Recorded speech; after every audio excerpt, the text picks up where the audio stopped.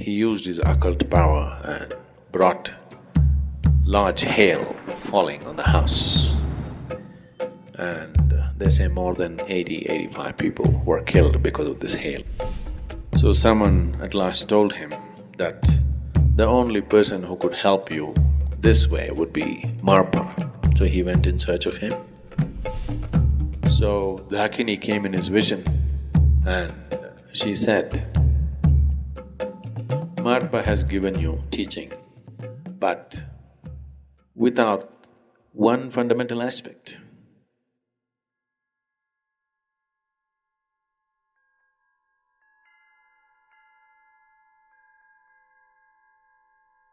Tibet as a culture, Tibet as a spiritual process. Some of the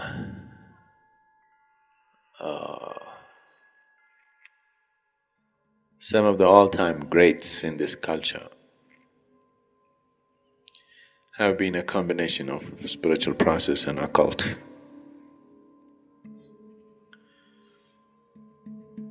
I think in the Tibetan culture, Milarepa stands out. So when Milarepa was young, he lost his father. His father had good lands and property and house, but once his father died, his uncle took over and made his young mother and his younger sister and him like slaves in the house and abused them and tortured them in many ways and took over the whole property. So he grew up with great sense of resentment and anger within himself. And when he became a youth, an adolescent, he left the family and went away. He left his younger sister and mother and went away, and he wanted to take revenge on his uncle and aunt who had showered an unspeakable amount of humiliation and torture upon these people. So he went to learn occult, and he mastered certain occult processes. And when he came back, after many years, both his mother and younger sister were dead. So he became even more angry. And he waited for an opportune moment when the uncle's son's wedding is to happen, and his uncle invited all his friends. And that day, he used his occult power and brought large hail falling on the house. And they say more than 85 people were killed because of this hail, including his uncle and aunt. The whole place was heaped with hail. And he felt very happy and justified for what he had done. But after some time, this started bothering him. If any human being is sensitive, the moment he misuses something, it'll bother him from within. You have to be in a certain level of grossness to continue that process, otherwise you cannot. Because the very nature of how this life is made, if there is a misuse at a very fundamental level, it is not conscience. I'm not talking about social conscience, I'm not talking about morality. Something much deeper will get disturbed. So similarly, for Milarepa, having done this, something deep inside him got disturbed. So he decided that he has to absolve himself of all this. He thought he has misused life in a very fundamental way. Whatever the justification, he has misused the fundamental process of life, so he wanted to seek the spiritual process. He wanted something with which in this life he will be freed. So he went in search of masters and he went to many people, and all of them were sincere enough to admit that they did not know how to attain realization in this life. They said, we can teach you something which will evolve you. Practice compassion, practice kindness, practice love. Slowly you will evolve from lifetime to lifetime. He was not satisfied with those things. And still a certain level of anger was still burning within him. A certain regret certain resentment, certain mixture of anger. A whole cocktail was going within him. So someone at last told him that the only person who could help you this way would be Marpa. So he went in search of him. When he approached the town in which Marpa lived, he met a bunch of children and he asked them. Marpa was known as the translator because he was titled as a translator because he was the one who translated all the great Tantric Indian texts into Tibetan language. So he was always known and revered as the translator because he brought that knowledge here. His credentials were 3 times he had traveled to India and met certain masters and gotten teachings from them, methods from them, and the texts from them, and he had translated that to local languages. So when he asked, "Where is Marpa the translator?" one child said, "I know where he is," and he took him to the field where Marpa was ploughing the field. So when he took him there, Marpa looked at him and left the plough in the field and gave him a gourd of beer, locally brewed beer. Said, "Drink this and then plough the land." So Milarepa drank that and ploughed. Marpa left and the child stood there. After he completed the ploughing, he didn't know what to do. He stood there. Then the child came and said, "It's time for you to come." The child took him home and then he realized this child was Marpa's own son. Then Marpa put him through all kinds of physical activity. Milarepa bowed down to him and asked him, "I want Dhamma from you, that kind of Dhamma." Dhamma means a method or a process which will make me realize and become liberated in this life. I don't want to go to the next one. And also, please be kind enough to give me food and shelter. So Marpa said, "You choose. If you want, I'll give you food and shelter. Choose Dhamma elsewhere. Look for Dhamma elsewhere. Or I'll give you Dhamma, you get your food and shelter somewhere else. This is the choice." So Milarepa said, "Okay, I want your Dhamma, I'll get my own food and shelter."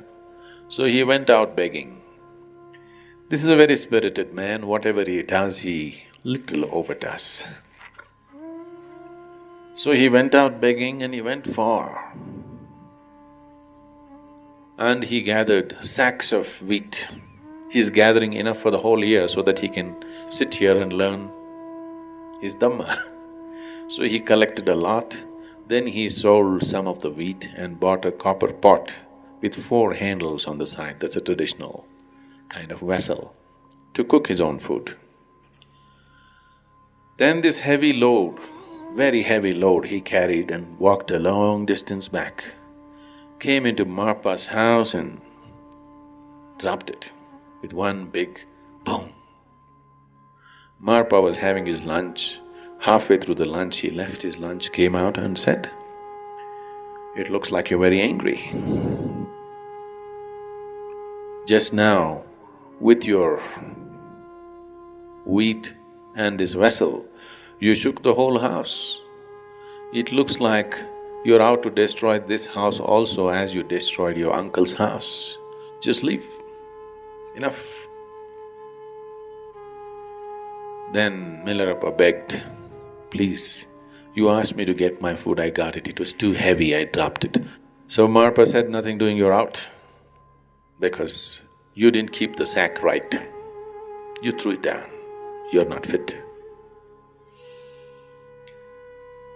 So you stay out, do chores, plough my field, clean my house, do whatever." For years he did this. So periodically other students came and they were initiated into many things, but Milarepa got not a single initiation, not a single teaching. He did all the hard work. More than 8 years he worked without a single teaching or initiation. Everybody else were coming for a day, they were getting initiated and they're going, but he waited and waited and waited, doing all kinds of hard work. Then one day he came and sneaked in and sat in a satsang like this where he is not supposed to. Marpa was sitting with his eyes closed, so he sneaked in and sat with other students hoping to be initiated. So Marpa was sitting with eyes closed. He picked up his staff, walked with eyes closed and thrashed Milarepa. He was sitting among the crowd. He came and really thrashed him and physically took him out and threw him out of the place. This happened again and again.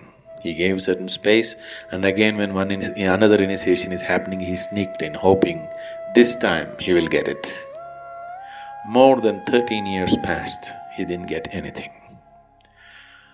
Then one day he pleaded with Marpa's wife, who was taking sympathy with him, who was like his mother, and he begged her, please tell him to give me something.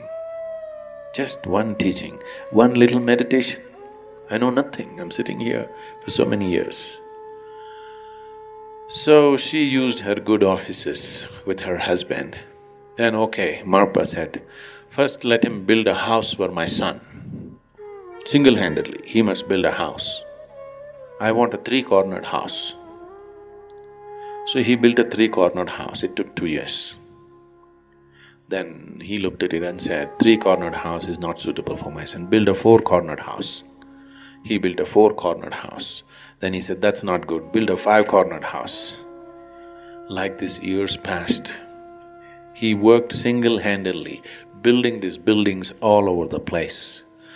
Then he said, that is okay, but I need a 60-foot high tower for my son's house. So he built 60-foot high towers, 4 towers at 4 corners of the house.